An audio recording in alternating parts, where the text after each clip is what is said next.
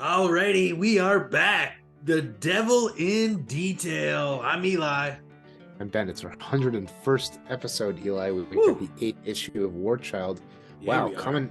coming off our big 100 centennial extravaganza with the Wagners. What a time. Yeah, what a great ep, man. That was one of our best eps, and I think we captured a lot of new eyes, a lot of new faces and people, and a lot of people been hitting us up on the show. I want to just send a couple shout outs to some YouTube complimenters. Shout out the Golden Child. You know, he's been a Grendel fan since issue 2, the black and white. He's looking forward to the Grendel Crucible. And he didn't know about Netflix dropping Grendel. Bummer. Yeah, it's fine. He's finding a new home very soon. Shout out Ryan, who's catching back up. He's got his different takes, and he's been hitting us up in the comments. So look at the comments for that. Shout out Ryan. Thanks for following along and getting involved in the conversation. Shout out Christopher Strickland. Alternate titles for the Grendel versus the Shadow versus Grendel, Grendel Shadow, the Shadow / Grendel, Grendel meets the Shadow, and the Shadow meets Grendel. Shout out Matt Bulmer for saying hi. James Haney, classic, an old fan of the thing. Puttock's Classroom, James Bravo. These are our dudes. And shout out to Brain Tissue Paper. All right, just wanted to shout out some of those guys. Stay tuned and stay in the conversation on YouTube and on the podcast apps. So Ben, what have you been up to, man? What's been going on? It's been a couple weeks. It's been a few weeks. I saw Bruce Hornsby on Tuesday night. Oh my God, that looked sick.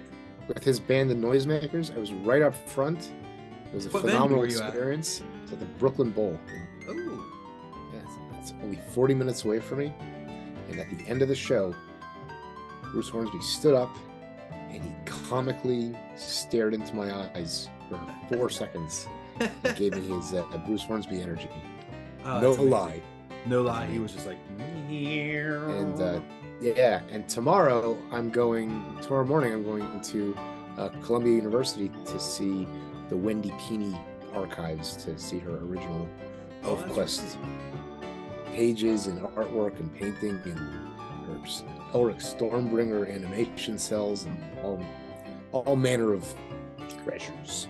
That's very cool. And you're bringing your whole class. That's like a class project thing. A small class, but they are going. Yeah, it's a field but trip. The whole thing is going. Yeah, it's a field trip. Awesome. Yeah, Eli, what are you up to? I'm excited. Just continuing Cosmic Lion Productions. We got new books coming out. We got our newest book, which is Captain LSD from Jim Dandy out in Paris, France. That's going to be really, really fun. So just more and more books.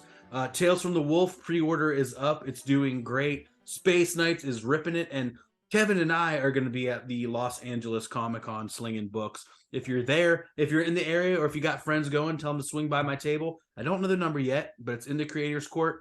I will have some of our Grendel zines that I'll be slinging out to the Grendel fans. So look for that. And, without further ado, I say let's get into this issue.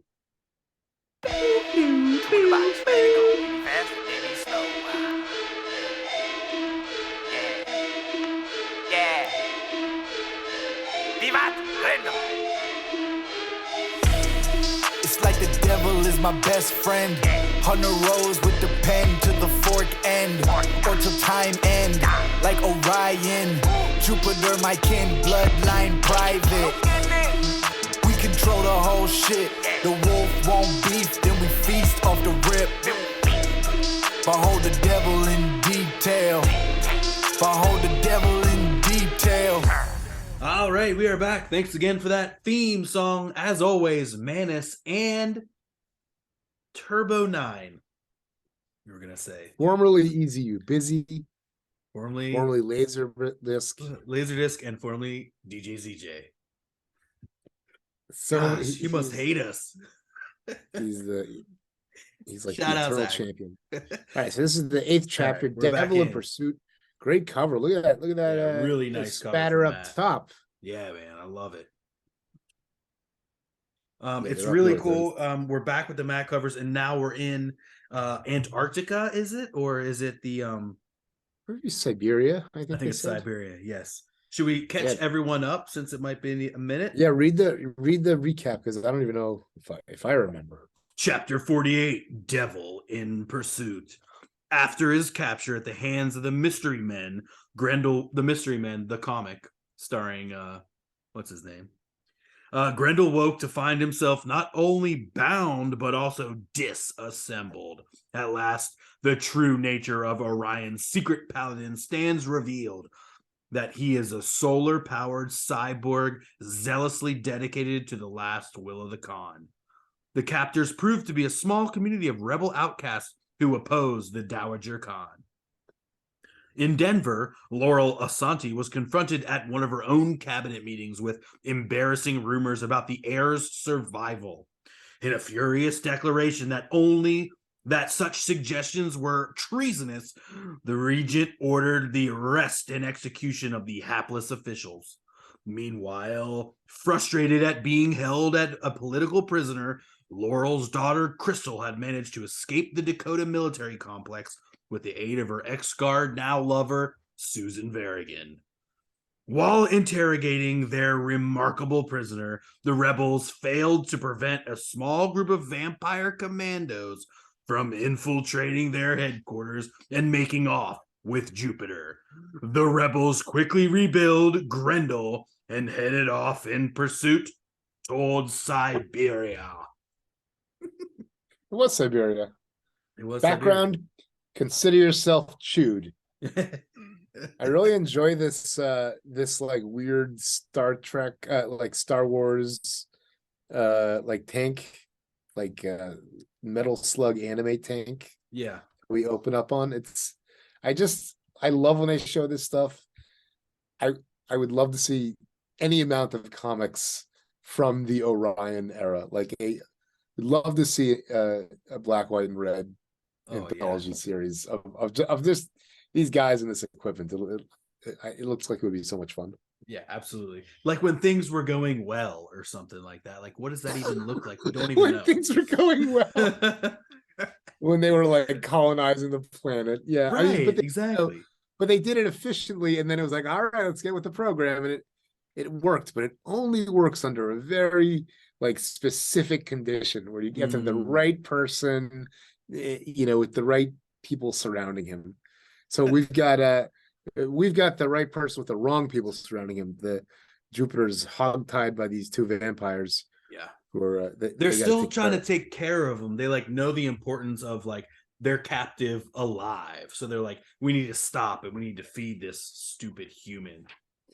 And as we turn the page, she's like, Clifford, listen, we got to get him some food. Like, give him that spoon so he can eat.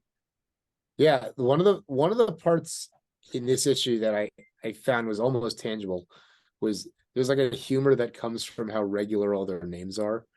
Right. And like there's like a very like deadpan sense of loving ribs at the flimsiness of certain pulp things. But I want to say one more thing, Eli, and then I'll forward that the 100th episode conversation really empowered me in the idea that as a reader, we are all completely valid in applying whatever readings we put on the thing, whether or not they were intended in any way. Right. I felt really good about that. And I also wanted to say, last thing, I thought Brennan had some great ideas about theme and story and just like he really brought that to life in the moments we talked about that. I agree.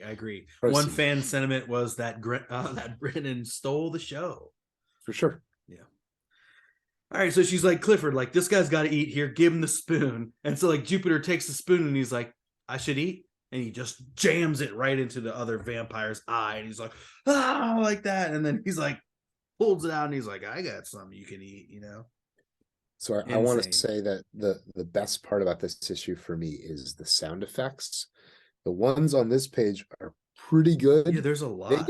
They get better and better and better. And I feel like there's maybe more sound effects in this issue than in others. No, I don't know what it is. There's a lot in this one for sure. It's because they're very tactile, and so like they're very like oomph of like the snow and stuff like that. So we'll be on the lookout for all that. All right, and so then on the next page we flash back to Heath, and Heath is again. He's on the phone. He's hounding the Red Devils. He's like, "Have you found anything? Have you found this? Have you found the boy?" Nothing yet. We cannot confirm. Right. He's got the Red Devils on the rebels that with the Paladin are in pursuit. That's right. That's right. Yeah. They don't even realize that there's like a whole nother thing going on. It's that, like, they're always too. Yeah, the Prime was very good at staying at least a couple of steps ahead of them. This, for at least 7 issues. Yeah, exactly. And then it's kind of interesting. We see here Laurel with this, like what Brennan calls knockouts, color holds.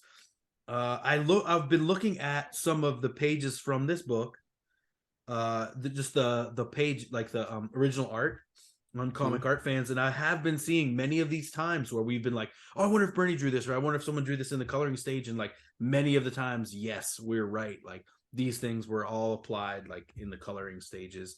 That it wasn't like black art that was then, knocked out, because it wasn't nearly as easy then to do something like that, like Brennan does it now. Yeah, I think that this is different because it's Blue Line. I saw once there was a thread on Twitter from some like Alan Davis X-Men annual cover where there was a big, Frank Miller did too all the time, where there would be a color hold layer, in magenta or whatever, that just so like maybe an additional hit it again with this screen, just magenta. You know what I mean? Yeah. Something like that. Interesting. It's funny because we will never have a chance to like be around these machines and like see how they work. So it's, for me, it's like just like, yeah, sure, maybe that's how it works. I have no idea. We're guessing. All right, so and then she gets a call from, or Heath gets a call from Laurel, and she's kind of like, she's burnout. She's kind of out of it. Not kind of, she's very out of it. She's like asking him if she can have a deer for dinner. They got any venison? Does this color of nail polish look good? And he's, he clearly served this position previously where he'd be like, yes, a fine looking color for you tonight, madame, but like, he's just kind of like, ugh. But that's what she's asking me about. And then she's also like, oh, and cancel my, upcoming appointments. Like, again, like probably something that's been pushed back a few times. And now she's like, just cancel it again. Look at Bernie on Heath's face in the last panel. Yeah. Really nice. 3 different colors there. Yeah, Laurel gets more and more decadent as the book gets on. Yeah. All right, then we're back with the Rebels. Yeah. And he's like 2.5 hours. They're ambushed by the Red Devils. Mm-hmm.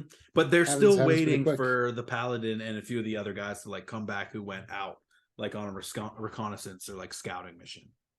Mm-hmm. But then they're like, stop, hands in the air. And then the next page is like, they're blasting in there. But then the Red Devils don't open fire. It's the Paladin who's just coming back, and he just opens up on the Red Devils, who are, twice as expendable as any stormtroopers. All we ever see them do is just get destroyed, and the Paladin zooms in on his bike and is just cutting them down. This is a great page. I like this panel where you're underneath the bike as it comes forward, and then they sort of like snowmobile over the panel border, very Panda Brothers. And this last one is like straight up Battle of Hoth shit right here. Oh yeah, this guy looking great. I just love the panel borders that they do and how they are constantly breaking it and overlapping, and like, I probably say that every week, but it's just so refreshing to see. Speaking of Panda Bros, I got to hang out. I got to hang out with the Panda Bros there for a second. Oh yeah, last week. Oh, that looked like that was a lot of fun. Photo here. It was really fun, man. They were great. They immediately recognized me. They started talking to me about the cast, and it was just really, really fun to finally meet them and talk to them. And they did some sketches for me and signed a bunch of shit. So yeah, much love. Shout out Panda Bros. Very nice. So next page, we're on 6. We just see him shooting up the Red Devils coming in, and then it's kind of just like over. All the whole squadron was taken down, and we see the Rebels regrouping. And I thought this was kind of funny. the leader's just like, James, right? That's James. And they're like, yeah, the slow one. Yeah, he's gone. Yep, he never could keep up. And so they're like, all right. And then, it's it's just very like cover human. him with snow and let's go. Yeah, even though it's like the science fiction setting, the vampires and the rebels are just like regular people, and they deal with this like loss and war and stuff. Yeah. All right, and so then we flash over here to Earl's Diner, a truck stop in the middle of nowhere where Crystal and Susan need to stop, get some food, get some supplies, regroup.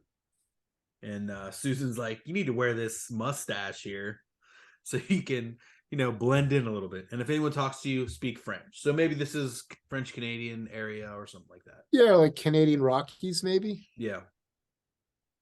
And, they open the door and everyone's kind of like, everyone looks to them. They're like, they do that thing. And she's like, all right, I'm going to get some food. You sit down. I'm going to talk to the kitchen master. Well, this like 50s Buddy Holly nerd is like, he's very odd looking. He looks like he'd fit more in like a Pander Brothers book or like a 2000 AD book. Yeah. He should be like a little bit more greasy spoon. But what struck me about this page is in the second panel, when it shows Susan and Crystal, it's like exactly like the Paladin and Jupiter. It's the same like type of dynamic, protecting them against this world that they're not used to. Right. They have almost no experience. Yeah. To reinforce like that thing that like maybe like the real mission of Grendel is to use that aggression to like protect the seed of what makes humanity worthwhile. Oh, interesting. And again, Crystal's like not talking or anything. Like Susan / the Paladin is like giving the orders, and that's it. Oh, you see this on the menu? You get frog for 20. No, I didn't. They got cheese, they got cake, they got beer, and they got frog. And then Crystal sits down at the bar, and this trucker with a plastic eye is like, hey, check out the mud flaps on that broad. I just think about the trucker from Futurama who's always like, trying to get Leela or something. He's like, look at them, his freight says theirs. He's like, hey there, you got a real soft face there, young man.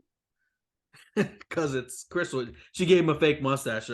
Susan gave him a fake mustache from her vaudeville makeup kit that she keeps.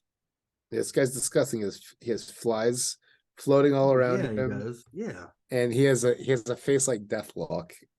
This is actually one of the more interesting cyborg implant faces in the series, I think, because it like waves around and shit. It's like lumpy. Yeah, like it's not very well made for sure. And it's affecting his brain. She says that she only speaks French and mumbles something in French. He goes, oh, no problem. And he says the whole fucking thing. He says the whole, and then she's like, I gotta pee. And it goes to the bathroom that says men, women, whatever. If you can find a tree, cut it down.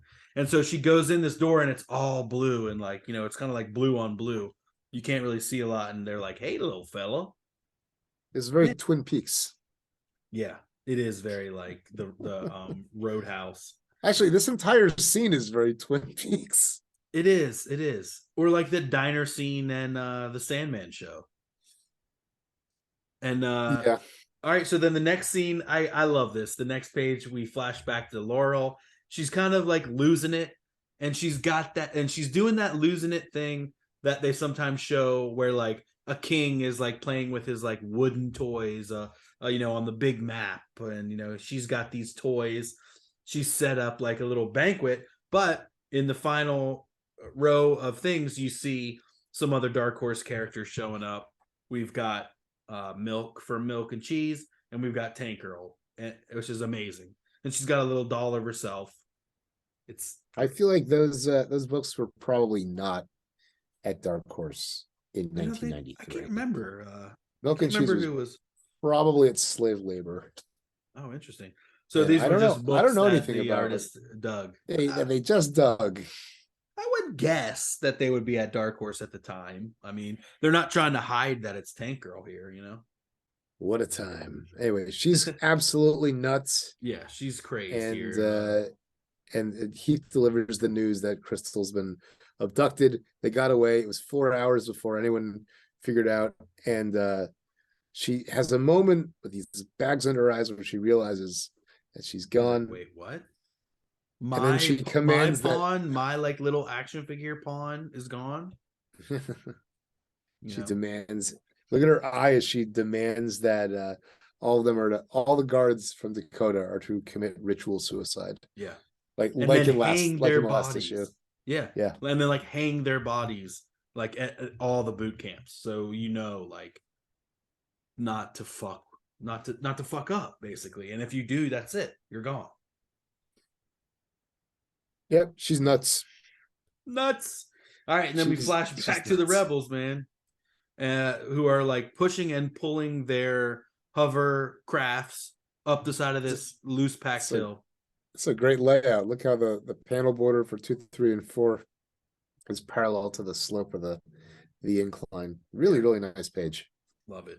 And they're just like, be careful. Like, we got to pull this stuff. The sun's low. So it seems like not just the paladin is like, runs off the sun. It's also like their stuff does too. Because yeah, I guess so. Working. I guess so. Or they could have shitty equipment, or he charges it, or any number of things. He charges it, yeah. I don't know. So then on the next page, they're like kind of like, okay, and they're just like, oh man, they get spooked by this like bunny in panel 1. And then they're like, oh no, lateral attack. And yeah, the paladin's like, no. Kind of slow-mo as like the snow is jostled and they are caught. The giant like flare on his head helps slow it down, Eli. But it would be cool if it was no. Yes, like you can tell it's slow-mo, and then that's when the avalanche begins. What if it was like the O's are like behind his head getting patched? Oh, that'd be amazing. All right, then we're back in this the David Lynch rape truck cab, and this is really funny. This guy, first of all, Bernie does a great job painting this guy's cyborg head in panel 2. Yeah, nice like rendering. Like Jacques Renault is about to enter. We got Cyber Jacques Renault. This is a cool panel.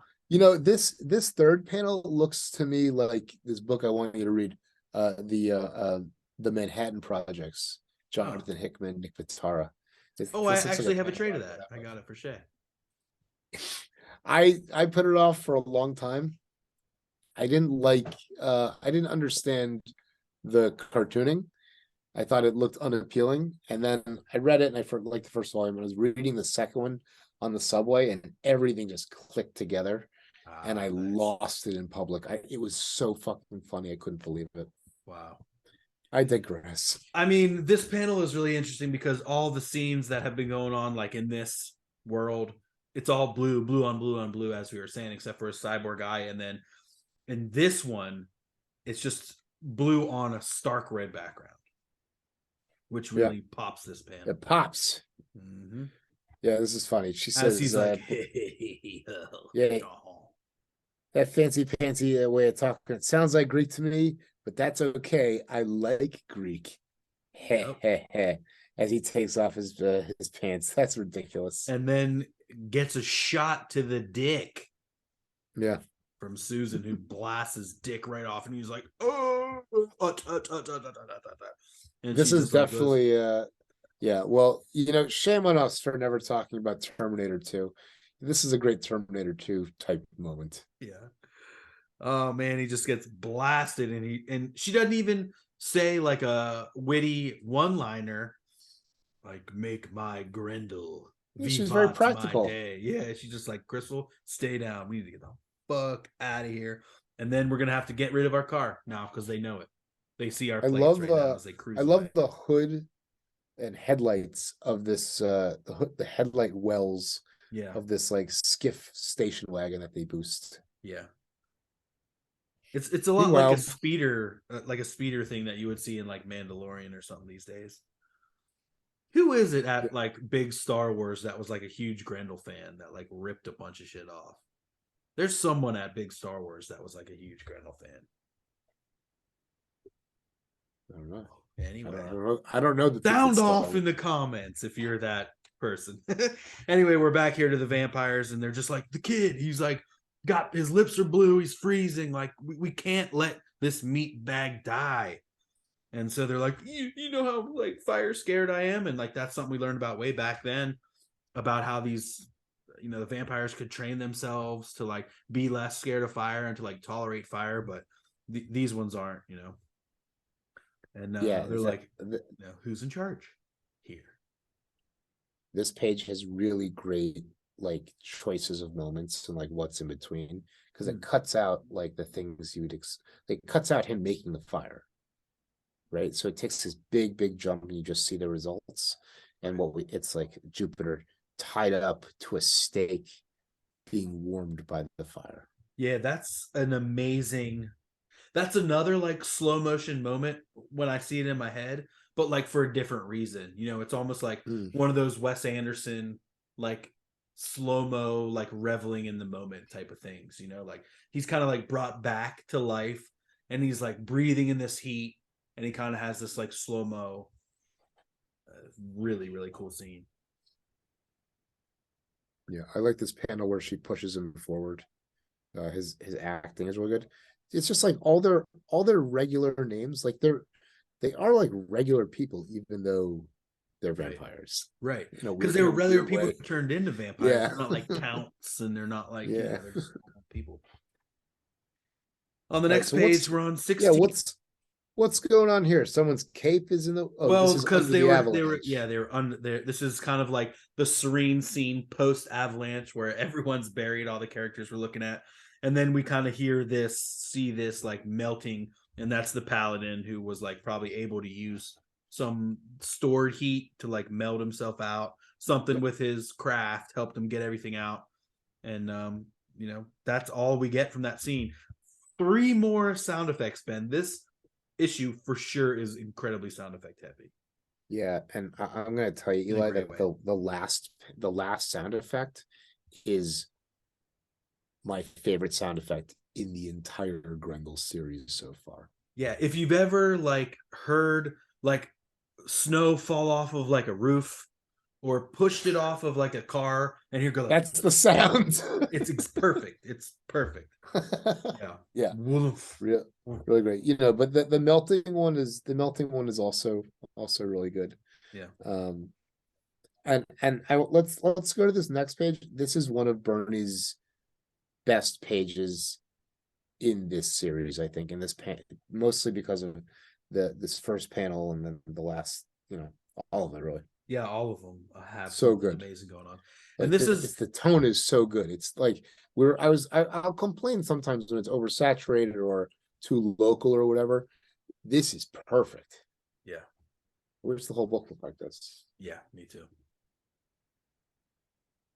Yeah, and then like on the next page we move along, and we're back, and this is kind of like a similar scene we saw the Paladin and Jupiter do. Like, here's a guy on a ship. He's a, you know, old cap, the old sea captain here, and he's like, that's all, it's fine to go, boys. And you know, he's just like, what's this DeLorean that's floating off panel in the third to last? What's going on? That's their shit. That's their car that they kind of just like set to shoot out into the middle of the ocean to like kind of get rid of it. And that's why she's like, how far will it go? You know, and they're just like, she's as far as until it'll stop. I gotcha. Okay, thank you. That makes a lot of sense. And there he is, passed out. This is a great page. Yeah, and so I mean, it's basically like they punch the captain out, they take his boat. We don't even see. Oh, they leave him, you know, on shore, and they're just like, okay, you know, we're off the land and we're going to sea, and our car is going to be found one place, so we're free now. You know, I feel like this last panel of the captain in the foreground passed out with the boat going in the other direction. Yeah, is like this is like one of the most Matt Wagner comic panels imaginable. Why do you say that? because it's just like very direct and like it's like direct and cartoony, like and clear, like at the same time. Oh, I know, interesting. I know Here's that something. that Pat McEwen drew it, but it's like Well, it fits the we didn't notice here that it also says penciling assist by Ken Henderson. Oh, there Penciled you by go. Patrick McGowan. Is that what Matt said? McGowan? McEwen. McEwen. And then penciled by pencil assist by Ken Henderson. That's interesting. There you go. All right. All right. So we Great flash page. back to the side of this mountain as the rebels are kind of like regrouping and kind of getting themselves together. They're finding their buddies. Here's Marmaduke. He doesn't look like a giant dog to me, but I guess he says we've got Rolf. Neither does Rolf. No, he doesn't. And so it looks like the paladin's shooting him full of thermazine, which kind of warms him up. Seems like thermo is heat, so it's probably like a thermo like heats him up. And then I like this part where he's carrying this guy, the paladin, and he talks about how scared he was, and then in a little aside balloon, he says, "I was shamed." It's a very nice moment into this like Grendel martial class fraternity kind of thing, like that he would admit that he would talk about that, and that he would feel like comfortable saying that to this guy. These rebels this is the best, even though their boys are dying, this is the best mission of their life. They are with Orion's private knight. Right. You can't get like closer they're to rescuing Orion's son. They're like, this is it, boys. This is what we've been training for. Yeah. This is the I mean, there is no higher than Orion. I mean, this is as high as you can get at this point. And so he's really just like coming clean. And then they set up a fire and they start kind of relaxing for a minute. He complains that he's low on energy. Bernie kills it here. This again is one of Bernie's absolute best panels in the book. Which one? The bottom this one? This last one, yeah, where they're in front of the fire. It just really like he really makes it work. Look at the smoke, the dry brush and the smoke and all that. Yeah. And the background on all the mountains there too. I wonder if it's the background type of stuff that Pat McEwen got help with. It's so crazy that every single page changes scene. Yeah. Between the I guess it's four different plots? It is. Yeah, I mean Laurel comes in and out a couple of times. So anyway, we were back with the vampires. They kick around Jupiter. This woomph sound effect is the best sound effect in this issue. And but then he goes and he kind of grabs this hot ember and he kind of holds it close.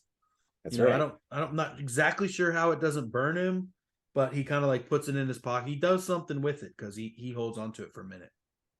He is an industrious little Grendel. Yeah. And we see some of that in Odyssey when they flash back.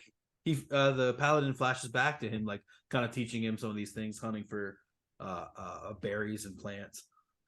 And then on the next page, we see them kind of reach this, what looks like a hangar, maybe like a secret military base.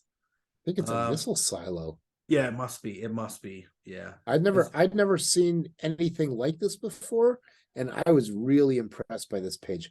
This page, every single panel on this page pulls back to give you a sense of scale and spatial relationships.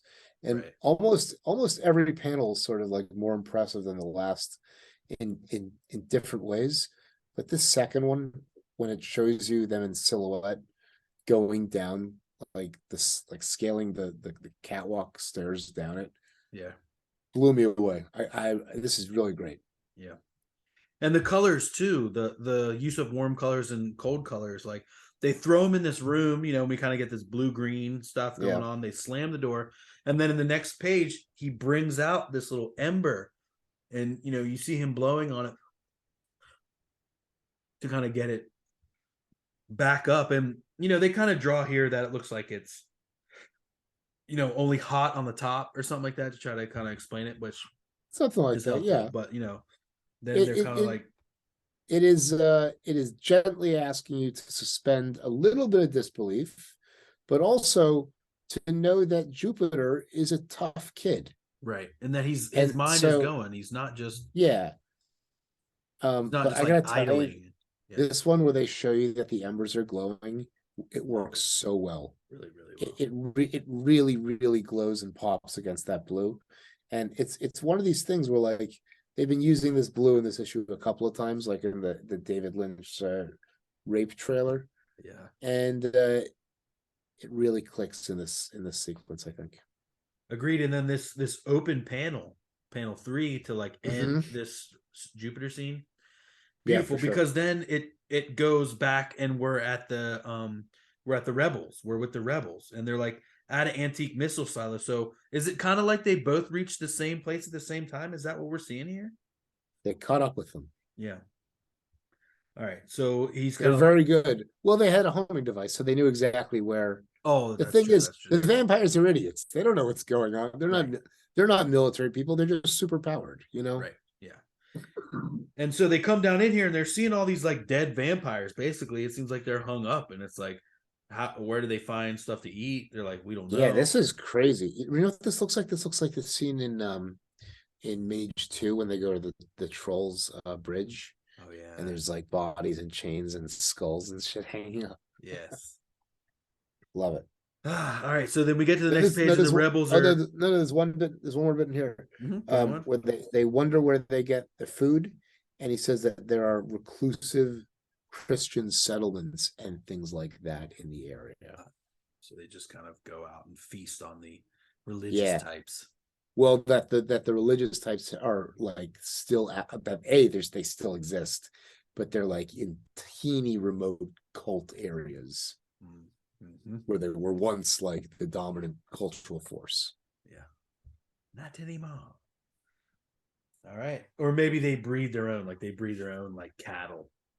Anyway, but we see them continue on, and then we see these like, inanimate, these cadavers kind of like reanimate and start trying to grab at them. They're like, oh fuck, what the fuck? This one's fucking alive. Attack from all sides, regroup. So but then at the end of this, where these kind of like Wendigo vampire, whatevers are attacking them, one of them slams his teeth into the paladin, and the sound effect again, great. It's like, Yeah, oh really good. like it's like chomp shatter. Like, he smashes his teeth into, thinks he's gonna go into flesh, just shatters his teeth, and then the paladin just throws him off. Yeah, these furry vampire animals, they look like the way Charles Vess or Brian Talbot drew Puck in The Sandman. Yeah. I love it. Then the next page, this other vampire's lunging towards one of the rebels. They light up a Zippo right in their face, catch them on fire. They're like, fuck, what the fuck? And then, they run away. They're like, burn like you mean it. And they're just like fighting and throwing these like, was it called lycanthrope, or that's like a werewolf? That's not what we're seeing here. We're seeing like these bestial forms of it's like a vampire that has like a, I mean, it looks like Argent. It's got Argent legs. It does, yeah. That's what it is, And then we see the paladin kind of like regrouping as they've threw all these away. There's like, you are right, dude, are you right? He's like, I'm weary. I need some sun. All fucked up. But like, we gotta keep going. We gotta press on. We gotta find Jupiter. Look, there's some Bernieisms above his head too. Oh, I already turned. Oh yeah, you're right. Some little pops and stuff. There's some Bernie pops. And on the next page, we see Jupiter being brought into this kind of throne room, thrown on the ground in front of, we see this guy with spiky hair and little glasses. He looks like someone we know. Hirsch. Any of the Chosen. It's Hirsch, and it's this giant fat blob of a Pellin cross. Wow, huge. I really like the foreground silhouette of like the 20 people that are just like sitting there waiting to be of service to Pellin Cross. Right, his little sex gang there. And then also remember at the end of God and the Devil, it was becoming like a religious cult kind of thing. And here I think they're named as the Chosen for the first time. They're all the Chosen. Yes, enemy of the Chosen. Because didn't they Anyway, call Pellin Cross the Chosen? They now called him the first one. The first one. That's right. And Yeah. they say that a little bit earlier in the issue. I think this Chosen gimmick is what they've been up to since we saw them last. Yes. Which it's been 17 issues since the Pelican Cross has been around. Wow. Thereabouts 14 issues, something like that. And that's the ish. And then we get the Afterworld, which brings you up to speed on Orion Asante. I did not get to letters column this week. And that's, as they say, is that. Interesting. We get introducing comics greatest world. We get the first look at Dark Horse's new heroes as they're trying to join in on this new boom and Image style.